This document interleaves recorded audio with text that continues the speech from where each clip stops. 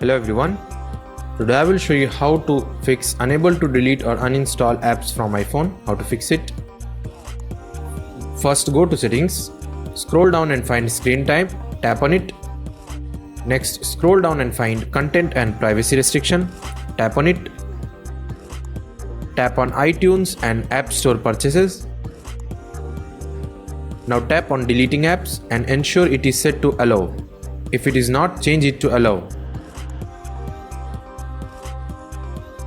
Now go back and try deleting or uninstalling the app again. If it doesn't work, try turning off screen time and then attempt to delete or uninstall the app once more. If it still doesn't work, there is another method. Go to settings, tap on general, select iPhone storage, locate the app you want to remove, example Roblox or any other app, tap on the apps page, then tap on delete app and confirm it. That's it. Thanks for watching. See you in next tutorial.